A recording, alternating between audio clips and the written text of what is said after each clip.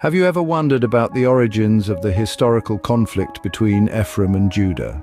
Let's delve into the birthright of Joseph, a significant event that sets the foundation for this enduring rivalry. Joseph was the eldest son of Rachel, Jacob's favorite wife. His birthright was not initially his, it was Reuben's, the firstborn of Jacob. However, Reuben forfeited his birthright with his impetuous actions, and it was bestowed upon Joseph, a decision that would resonate through the ages. Joseph's life was not without its tribulations, though. His brothers, envious of their father's evident favoritism, sold him into Egypt. Yet it was in Egypt that Joseph's life took an extraordinary turn. He rose from being a mere slave to becoming the second most powerful man in Egypt, second only to Pharaoh. His wisdom, humility, and integrity won him favor and elevated his status. During his time in Egypt, Joseph fathered two sons, Manasseh and Ephraim. Manasseh was the firstborn, yet it was Ephraim the younger who would receive the birthright. This was not a traditional choice, as the birthright usually went to the eldest son. However, Joseph's father, Jacob, chose Ephraim, a decision that would have profound implications for the future. When a great famine struck, Jacob, along with his sons and their families, moved to Egypt.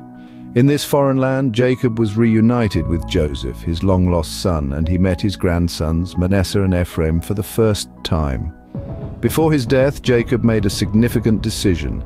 He passed the birthright to Ephraim instead of Joseph, whom he thought he had lost. The birthright then passed to Ephraim, setting the stage for a long and tumultuous relationship between Ephraim and Judah. This act of giving the birthright to Ephraim, the younger son, would sow the seeds of envy, rivalry, and conflict that would span generations and shape the destiny of these tribes. The story takes a dramatic turn when a great famine leads Jacob and his family to relocate to Egypt. In the midst of this calamitous famine, when survival was uncertain, Egypt emerged as a beacon of hope for Jacob and his family. You see, it was here in the land of the pharaohs that Joseph, once thought lost, had become a powerful ruler, second only to Pharaoh himself. As destiny would have it, Jacob was reunited with his long-lost son in this foreign land, a reunion that was as emotional as it was unexpected. But the surprises didn't end there. Joseph, during his time in Egypt, had become a father to two sons, Manasseh and Ephraim. And so Jacob found himself not only reunited with his beloved son, but also introduced to his grandsons, the next generation of his lineage. Now, remember, Jacob was a man who had experienced the sting of sibling rivalry, of envy and strife. He was keenly aware of the power of the birthright and the discord it could sow. So before he passed away, Jacob made a decision, a choice that would shape the course of history. He gave the birthright to Joseph's younger son, Ephraim, bypassing not only Joseph, but also Manasseh, the elder of Joseph's sons. This was not a decision made lightly. Jacob had lived through the consequences of such a choice. Yet he chose Ephraim, the younger, to carry forward the birthright, the promise given to Abraham and Isaac, the promise of countless descendants of a great nation. Ephraim, the grandson of Jacob, the son of Joseph, became the holder of the birthright. This passing of the birthright from Jacob to Ephraim was more than a family tradition. It was a torch being passed, a mantle being transferred. It was a decision that would echo down the corridors of time, a decision that would have significant implications for the future. And so, Ephraim became the holder of the birthright, a decision that would have significant implications for the future. Ephraim's tribe played a crucial role in shaping the history of the Israelites. Let's delve into the historical significance of this tribe. One of the most significant figures in this narrative is Joshua, a member of the tribe of Ephraim. Joshua was not just a member, he was the one who led the Israelites into the promised land, Canaan, but his significance doesn't end here. Joshua was instrumental in conquering and dividing the land among the 12 tribes of Israel. The tribe of Ephraim, as a result, received a sizable and fertile portion in the heartland of Canaan. The role of Ephraim extends further into the spiritual realm. The Ark of the Covenant, a sacred chest carrying the 10 Commandments, resided in Shiloh of Ephraim for a staggering 369 years. This wasn't an arbitrary decision. Shiloh was chosen due to its central location and its accessibility to all the tribes. This also meant that Ephraim was at the heart of the religious life of the Israelites. Shiloh became the place where the judgments of the nation took place, further enhancing the significance of Ephraim. But the influence of the tribe of Ephraim didn't stop at religious importance. It extended to the political sphere as well. The first king of Israel, Jeroboam, was an Ephraimite. Now this is worth noting. Jeroboam wasn't just any king. He was the king who led the rebellion that resulted in the division of the kingdom into two: Israel, the 10 northern tribes, and Judah.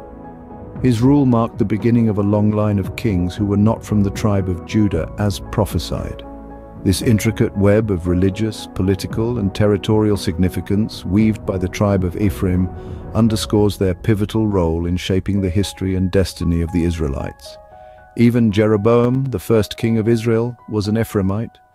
With the rise of Ephraim, a shadow of envy began to cast over Judah. It was an envy born of disparity, of perceived injustice, and it would set the stage for a contentious relationship that would span centuries. Ephraim, the younger son of Joseph, had been granted the birthright by Jacob, a privilege typically reserved for the firstborn. This birthright was a significant honor in the ancient world, conferring upon its holder a double portion of the family inheritance, leadership within the family, and a spiritual blessing. It was a status symbol, a mark of favor, and Ephraim wielded it with pride. But in Judah, there was a seat of power, a place of governance that Ephraim did not hold. The king's throne resided in Judah, a constant reminder of their authority and influence. The birthright might have been with Ephraim, but the scepter was with Judah. This created a dichotomy, a balance of power that was anything but stable. From this imbalance sprouted the seeds of envy. Ephraim, despite his birthright, would look upon Judah's throne with covetous eyes. And Judah, in turn, would look upon Ephraim's birthright with similar desire. It was a rivalry that would only grow with time, as each tribe sought to maintain their own power and influence while coveting what the other had. The envy was not just about wealth or power, but about prestige and honor. It was about the desire to be seen as the favored, the chosen. It was about the struggle for identity and recognition within a larger community. It was about the human tendency to compare, to measure oneself against others, and to find oneself wanting. This envy, this rivalry would not remain a private affair. It would spill into the public sphere, influencing politics, alliances, and even warfare. It would shape the destiny of these two tribes and, by extension, the entire nation of Israel. This envy would mark the beginning of a long-standing conflict between Ephraim and Judah.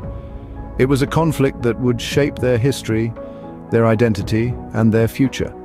It was a conflict born of envy, and it would prove to be both a driving force and a destructive force in their shared history.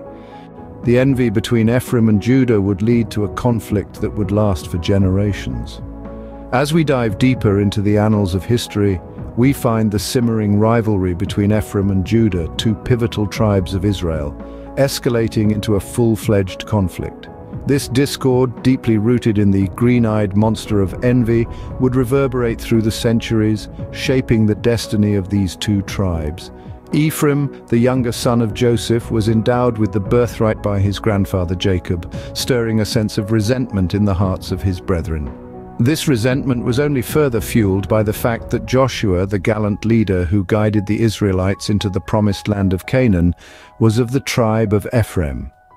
The Ark of the Covenant, the embodiment of God's divine presence, resided in Shiloh, a city within the territory of Ephraim for 369 years. This was the seat of judgment, the place where the fate of the nation was decided, and it was in the hands of Ephraim. But the flames of envy were not one-sided.